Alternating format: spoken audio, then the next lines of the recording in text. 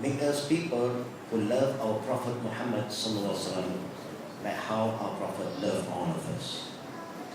And may Allah accept the prayer of our beloved Prophet Muhammad sallallahu alaihi wasallam, who have asked Allah to forgive his ummah who commit sins. Ameen. Ya Rabbal Alameen. Fellow brothers and sisters, inshallah, now we are open for Q&A session. If there's any important question that you'd like to ask, you're welcome to form the question.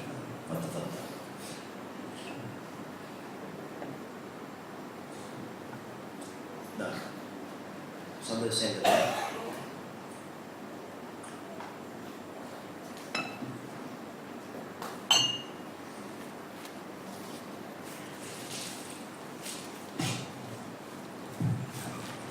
Assalamu alaikum. Walaikum assalam wa rahmatullahi wa barakatuh. We many Muslims mean recitation of Quran means just reading around. I understand it is not that. Can you please give a clear clarification? Can you repeat the question again? The recitation of Al-Quran means reading the Quran in Arabic only without knowing the meaning. Is it the recitation, or recitation means knowing the meaning as well and understanding it and taking it in? No. When Allah subhanahu wa ta'ala commands us to read, Iqra. When Allah said read, it's not just purely reading without understanding. Because if you read the Quran without understanding, the Quran will not benefit you. I just give you some simple example. We have been reciting the Quran from young until old. Because we don't understand the Quran, that's why our life will not change. But the people who are not yet Muslim have been reciting the meaning of the Quran. They don't recite the Quran, they are not Muslim. They don't have to read the Quran in Arabic because they are not Muslim. They don't pray. But they just want to know what is in the Quran. So they just recite the meaning of the Quran. And because they recite the Quran with an open heart, with an open mind, and the Quran have changed their life and become Muslim. From a disbeliever becoming a believer. And not just becoming a Muslim, and now they are the caller of Islam. They travel everywhere to call people back to the Quran. But Muslims who have been reciting the Quran without understanding the Quran, we don't even call anybody to Islam because we don't understand. So reading the Quran is not just purely reading the word of Allah, but tadabbur. You read slowly and try to reflect. Alif Lam Mim. Zalikal Kitab. La Rayba Fihi Hudan lil Muttaqin. Majority of us recite this ayah. Alif Lam Mim is letters of Allah that no one knows the meaning except Him. Leave it as it is. Don't go further than that. Zalikal Kitab, that book. What book? The book that we are reading, the Quran. La rayba fihi. There is no doubt in it, not even a single doubt. Whatever Allah said is true, 100% true. The story is true, what is going to happen is true, everything is true. Jannah is true, hell is true, Sirat is true. Everything is true. Don't wait until the day of judgment, then you find out the truth. It's too late. You just got to believe in the word of Allah. Hudan lil Muttaqin. Allah said this book is sure to be a guidance for those who believe. You don't need any other books to guide you except the Quran. And the Quran wants you to follow the Sunnah, and that's why you must have the Sunnah. So brothers and sisters, please remember, you have no excuses in the day of judgment to say, I don't understand because I'm not an Arab. Because the Quran is being translated. You just name it one language you want. You want to Chinese, I have. You want Korean? I have. You want France? I have. You want Malay? I have. You want English? Everybody have. Alhamdulillah. So you just name it. You cannot say, I don't know. I don't read Arabic. You got a Chinese one. You have Korean one. You have Japanese one. Please, read the Quran with understanding. And you will see how the Quran will intercede you in the day of judgment. Now, next question please. Sister now. Pass the mic to the sister please. Alhamdulillah. Assalamualaikum. Waalaikumsalam warahmatullahi wabarakatuh. Could you please clarify what you actually mean by intercession and shafa'at? Because I understand that only Prophet Muhammad sallallahu alaihi wasallam Sallallahu alaihi wasallam. can give us a shafa'at and not the ummah who you mentioned could intercede for all of us. Nah. Thank you. In general, we know that Prophet Muhammad sallallahu alaihi wasallam will be granted by Allah the right to intercede, to give shafa'ah in the day of judgment. But our Prophet sallallahu alaihi wasallam mentioned in the hadith that I quoted earlier that even we will be given the right to intercede. This is why we are called Khair Ummah. We are great Ummah. Allah has blessed this Ummah because we carry out the mission of all the prophets.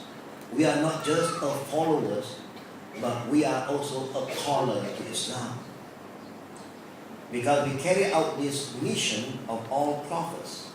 And that's why the Prophet ﷺ said in the hadith that I mentioned from Abu Sa'id al-Khudri radiallahu anhu, that in the day of judgment, this is recorded in Bukhari and Muslim, the hadith that I quoted earlier, that among his ummah, the believer also will be given the right to intercede. That's why we are so special. We are not just like any ordinary ummah. We are khayr ummah, the best, the greatest ummah among all the nations. And that's why I quote them, because the Prophet said so. We can help each other. And that's why we got to work together as a team. And that's why we keep on reminding each other. And that's why the Prophet said, Ad-Dinu Nasiha. Religion is good advice.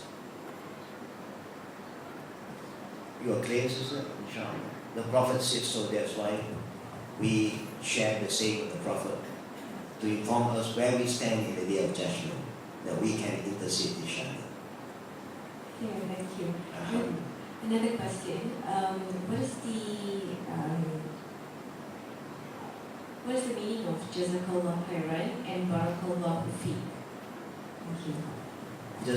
Jazakallahu khairan is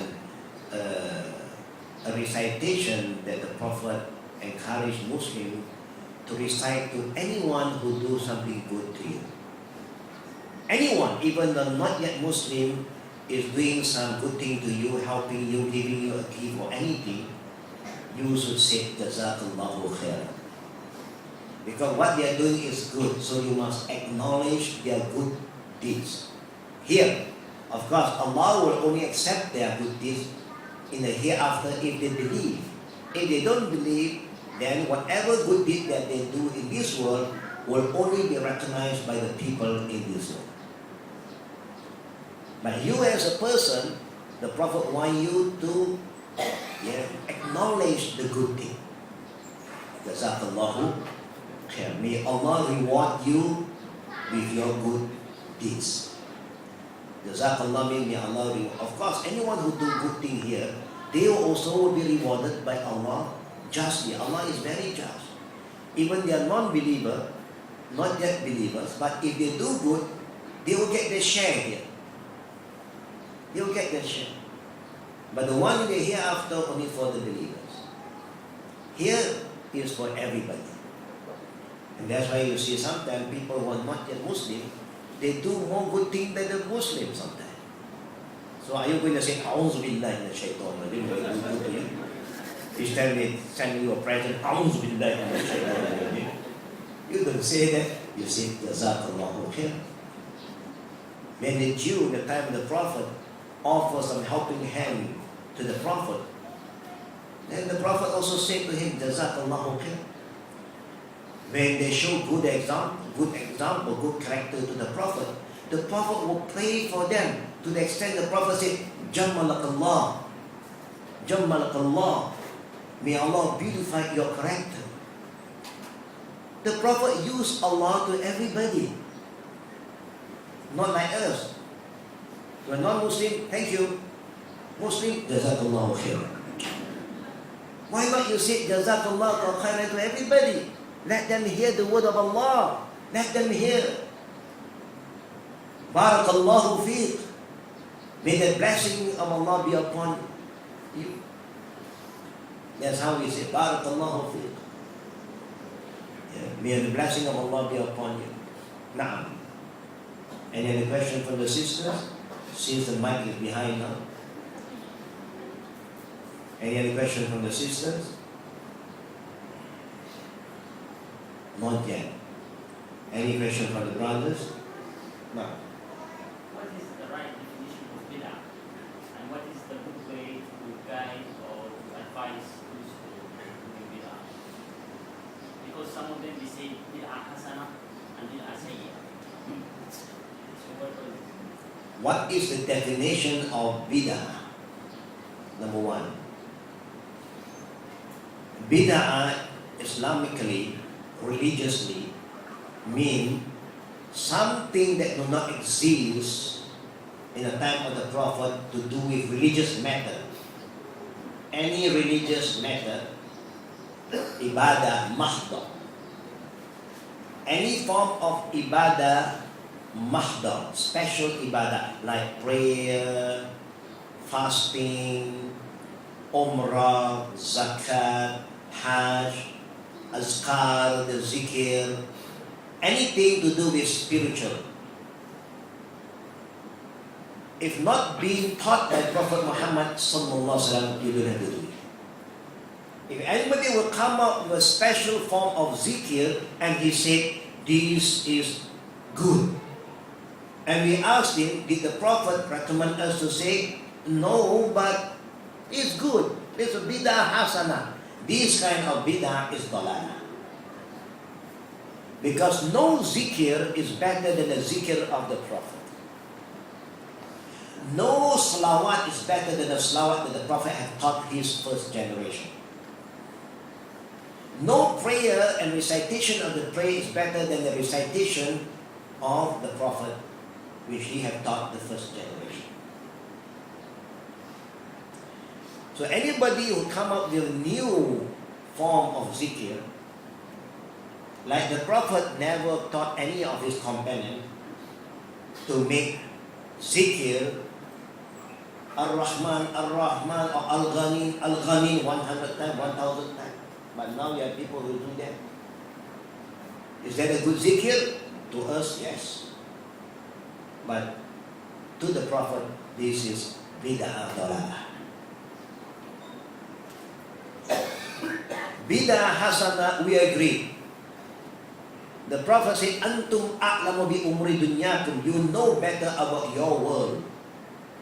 Using this mic now is a bid'ah. The camera there is a bid'ah. Going to Hajj by plane, bid'ah. Going to have